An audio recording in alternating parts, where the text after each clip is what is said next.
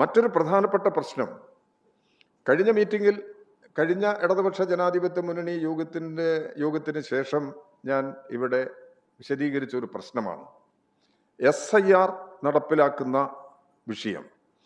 ഈ special intensive revision ഇതാണ് എന്ന് പറഞ്ഞാൽ തീവ്ര വോട്ടർ പട്ടിക പരിഷ്കരണം. ഇത് കേരളത്തിൽ നടപ്പിലാക്കുകയാണ്. കേരളത്തിലെ ഗവൺമെന്റ് ഇത് ഇവിടെ ഇപ്പോൾ നടപ്പിലാക്കരുത് എന്ന് ആവശ്യപ്പെട്ടതാണ്. എല്ലാ പാർട്ടികളും കേരളത്തിൽ ഈ SIR-നെ എതിർക്കുകയാണ് ചെയ്യുന്നത്. അതിനെ BJP ഒഴികെ അത് എതിർക്കുന്നതിനുള്ള കാരണം ഈ നിയമത്തിന്റെ ഈ പരിഷ്കരണത്തിന്റെ പേരിൽ നിലവിൽ പട്ടികയിലുള്ള പേരുകൾ ഞങ്ങളുടെ ഒരു കണക്കൂട്ടൽ പ്രകാരം 2002 ശേഷം ഒരു 50 ലക്ഷത്തിലധികം ആളുകളെങ്കിലും പട്ടികയിൽ നിന്ന് പുറത്തു നിന്ന പട്ടികയിൽ നിന്ന് പുറത്തു പോയിട്ട് പിന്നീട് അവർ വോട്ടവകാശമുള്ളവരായി മാറണം. ഈ നിലയിലേക്കാണ് കാര്യങ്ങൾ വരുന്നത്. ബീഹാറിൽ 65 ലക്ഷം ആളുകളാണ് പുറത്തു പോയത്. അപ്പം ഇവിടെ അതിൻ്റെ ആവശ്യമില്ല. ഇവിടെ എല്ലാ വർഷവും പട്ടിക പുതുക്കുന്നതാണ്. ഏറ്റവും അവസാനമായി പട്ടിക പരിഷ്കരിച്ചിരിക്കുന്നത് 2024-ലാണ്. 2002 അടിസ്ഥാന വർഷമായിട്ട് അംഗീകരിച്ച് 2002-നും 2004-നും ഇടയിലുള്ള വർഷങ്ങൾ അടിസ്ഥാന വർഷമായിട്ട് അംഗീകരിച്ച് അതിനു മുമ്പ് 2002-നും 2004-നും മുമ്പ് വോട്ടർ പട്ടികയിൽ വന്നവർക്ക് മാത്രമേ വോട്ടർ അവകാശമുള്ളൂ എന്ന പരിഷ്കരണമാണ് വരാൻ പോകുന്നത്. പിന്നീട് ബാക്കി ഇലക്ഷൻ കമ്മീഷൻ തന്നെ മുന്നോട്ട് വെച്ചിട്ടുള്ള 12 കാര്യങ്ങളുണ്ട്. അതിൽ ഏതെങ്കിലും ഒരു രേഖ ഹാജരാക്കി വോട്ടവകാശം നേടണം. ഇത് കേരളത്തിലെ സാധാരണ ജനങ്ങളെ സംബന്ധിച്ചിടത്തോളം വലിയ പ്രയാസമുള്ള പ്രശ്നമാണ്. ഈ പരിഷ്കരണവുമായി ബന്ധപ്പെട്ടുകൊണ്ടുള്ള ഒരു കേസ് സുപ്രീം കോടതിയിലുണ്ട്. ആ കോടതിയുടെ വിധി പോലും കാത്തു നിൽക്കാൻ ഇലക്ഷൻ കമ്മീഷൻ തയ്യാറല്ല.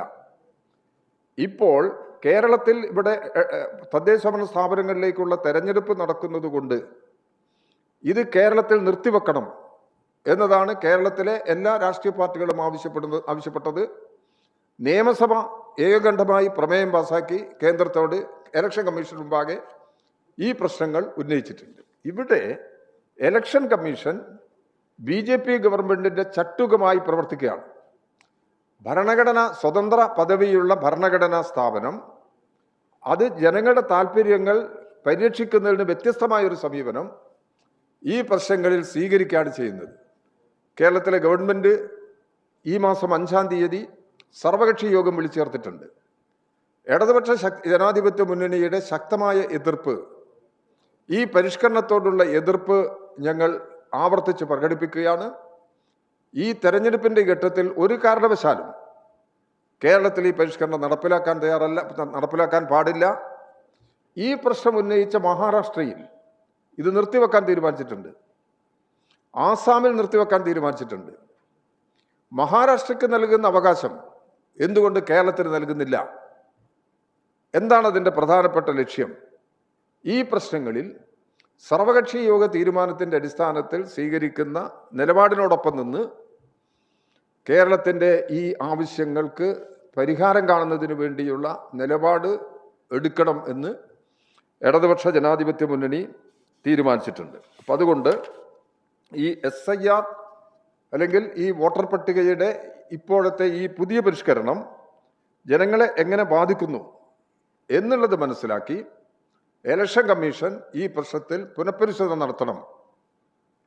ഇവിടെ ഒരിക്കലും ഇപ്പോൾ നിർദ്ദേശിച്ചിട്ടുള്ള കാര്യങ്ങൾ 2002, 2004 എന്നുള്ള മാനദണ്ഡത്തിൽ നിന്നുകൊണ്ട് വോട്ടർ പട്ടിക പരിഷ്കരണം കേരളത്തിൽ അപ്രായോഗികമാണ്.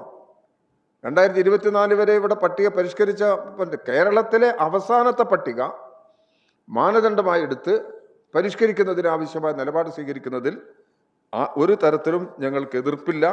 ആ കാര്യങ്ങൾ ഇവിടെ ബന്ധപ്പെട്ടവരുടെ മുമ്പിൽ വ്യക്തമാക്കാനാണ് ഇടതുപക്ഷ ജനാധിപത്യ മുന്നണി ആഗ്രഹിക്കുന്നത്. അതുകൊണ്ട് ഈ പ്രശ്നങ്ങളാണ് ഇന്ന് ഇടതുപക്ഷ ജനാധിപത്യ മുന്നണി പ്രധാനമായും ചർച്ച നടത്തി തീരുമാനമെടുത്തിട്ടുള്ളത്. നിയമ നടപടി അതിൻ്റെ നിയമവശം പരിശോധിക്കണമെന്ന് നിശ്ചയിച്ചിട്ടുണ്ട്.